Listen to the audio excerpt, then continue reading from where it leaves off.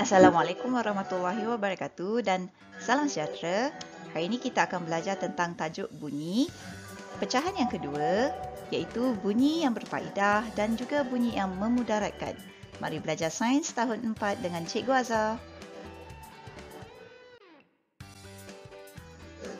Objektif kita pada hari ini adalah kita boleh memerihalkan bunyi yang berfaedah dan bunyi yang memudaratkan. Kita juga dapat mengetahui cara-cara untuk mengurangkan pencemaran bunyi. Kita pergi yang pertama, bunyi yang berfaedah dan bunyi yang memudaratkan. Mari kita kenal pasti mereka. Bunyi yang berfaedah, apakah fungsi ataupun apakah faedah bagi bunyi yang kita boleh hasilkan di sini? Perhatikan Raja. Muffin pisang ni macam nasi lemak di Montreal. Yang pertama, kita boleh berkomunikasi. Mereka sedang berkomunikasi di kerusi tersebut. Burung juga di atas pokok sebenarnya saling berkomunikasi antara satu sama lain dengan mengeluarkan bunyi khas burung-burung sahaja. Kemudian, di belakang tersebut mempunyai mereka sedang mendengar bunyi yang dihasilkan daripada gitar.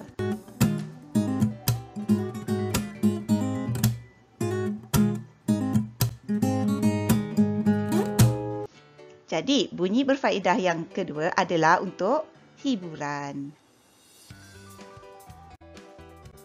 Seterusnya, bunyi yang berfaedah ini pula memberikan isyarat kecemasan.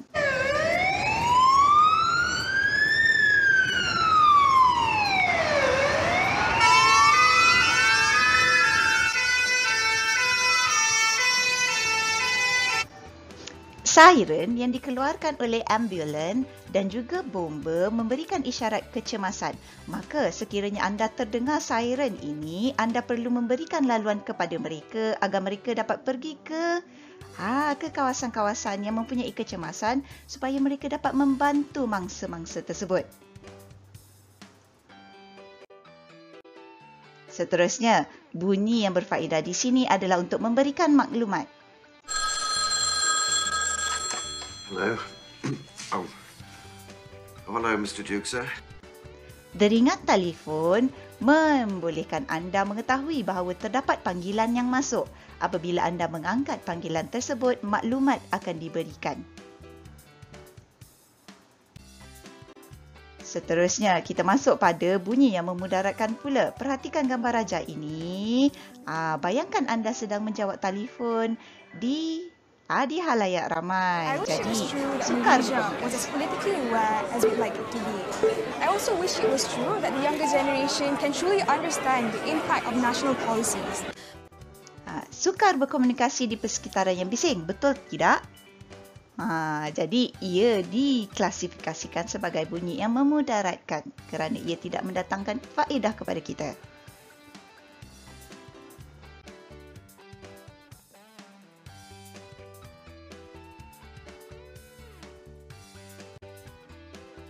Seterusnya, dalam kelas bunyi yang memudaratkan adalah ia boleh mengganggu ketenangan dan tekanan emosi.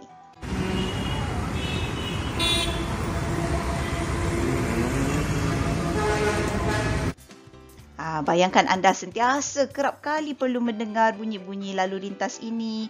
Jadi ia boleh mengganggu ketenangan jiwa anda dan juga tekanan emosi. Seterusnya, sekiranya anda kerap kali mendengar bunyi jackhammer dekat sini iaitu geru di tanah, ia boleh menyebabkan masalah pendengaran.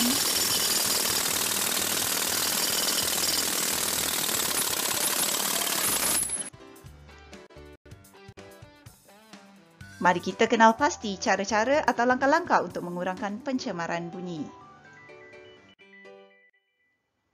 Bunyi yang terlalu kuat perlu dikurangkan agar menjadi lebih senyap atau kurang jelas. Kenapa perlu lakukan ini? Supaya tidak merosakkan pendengaran anda.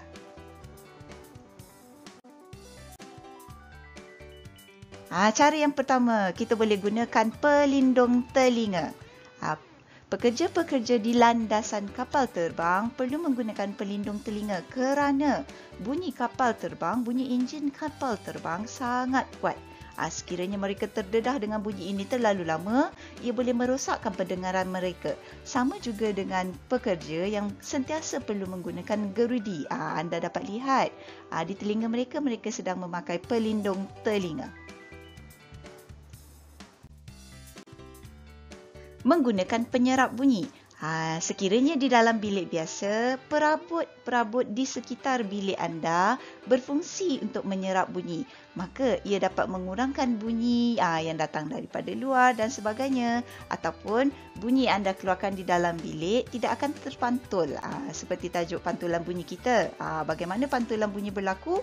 Kerana dinding permukaan keras tersebut memantulkan bunyi semula.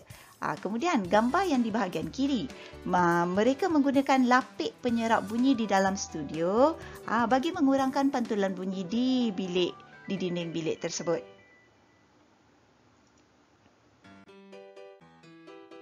Bagaimanakah penggunaan pokok boleh membantu mengurangkan pencemaran bunyi di persekitaran kita? Jika anda dapat perhatikan, di persekitaran kita ada ditanam pokok.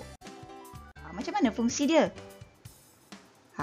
Daun-daun pada pokok, dia boleh menyerap getaran bunyi kerana ia bukan satu permukaan yang keras. Jadi, kurang bunyi akan bergerak ke semua arah kerana ia terhalang dengan pokok-pokok yang ditanam ini.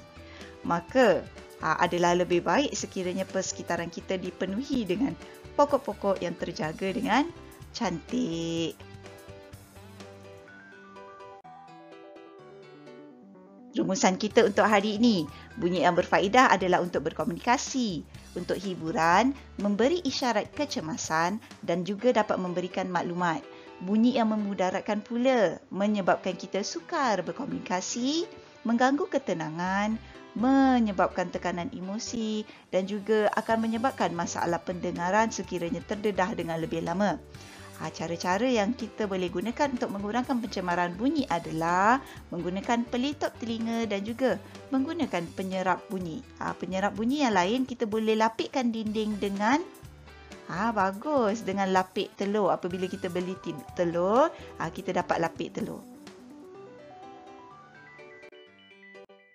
Jadi, jangan lupa latihan pengukuhan yang diberikan. Itu sahaja untuk hari ini. Semoga bermanfaat. Terima kasih kerana sudi mendengar. Bye. Jumpa lagi.